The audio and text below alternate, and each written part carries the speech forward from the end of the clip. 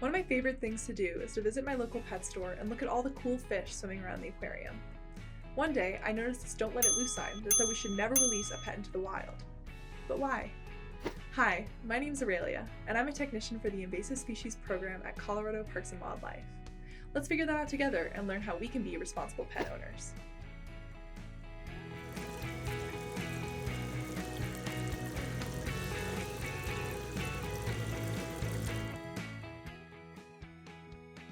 Our pets, especially aquatic pets, can quickly become harmful invasive species if released into Colorado's environments. Invasive species are an animal or plant that is not from an area but makes its home there anyway. Invasive species are different from non-native species because they cause harm to the environment, recreation, economy, or human, animal, or plant health. The problem with invasive species is they take resources like food, water, and space away from native species. How can invasive species become so harmful? You see, invasive species also have no natural predators and can reproduce quickly, so they can outcompete native species, a species that belongs in that environment, for resources because they have different adaptations.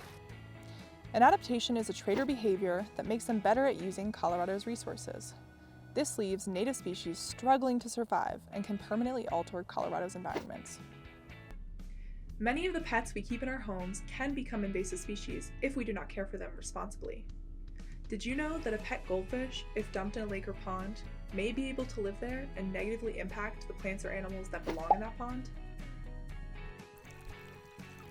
Several years ago, a lake near Boulder, Colorado saw a booming population of 3,000 to 4,000 goldfish that grew from just a few released pet fish. These goldfish stirred up the mud on the bottom of the lake and ate all of the food that the native fish depended on. This caused a decline in water clarity and threatened native fish populations. Another way aquatic pets can become invasive is through aquarium dumping. Let's take a closer look at this aquarium. Now think of what might live in this aquarium. In our aquarium here, we have fish, but we also have aquatic plants and snails, living things that you might not immediately think of when you're thinking about an aquarium. When aquariums are dumped into local water bodies like this lake, all the critters, including the plants and snails, can quickly establish new populations in these environments and take resources away from native species. Remember the goldfish? So how do we make sure our pets do not become invasive species? Well, it turns out that starts before we even get a pet. Adopting or buying a pet is a big commitment. So, it is really important to think through the life stages and lifespan of an animal before you get a pet.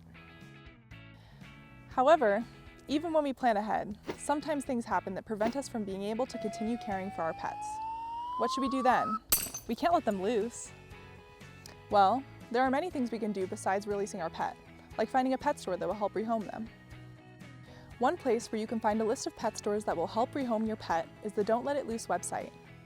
The Colorado Parks and Wildlife Invasive Species Program currently oversees the Don't Let It Loose initiative in Colorado, and in partnership with the Invasive Species Action Network, has established partnerships with pet stores across the state. A list of these partners can be found on don'tletitloose.com under the Rehoming in Colorado map. There you can find the information about the types of animals the pet store accepts and the contact information for the store.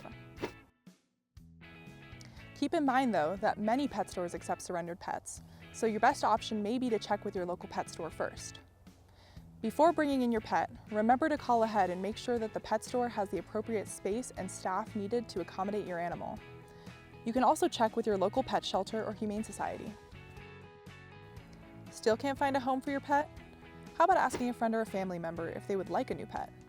You can also trade with another aquarist or reach out to a nursing home or daycare or even a school to ask if they'd like a new addition to their classroom. When you are a responsible pet owner, you are helping the Colorado Parks and Wildlife Invasive Species Program protect Colorado's waters from aquatic invaders. If you ever have any questions about rehoming your pet, just know that we are here to help. Check out the resources in the description below for more information.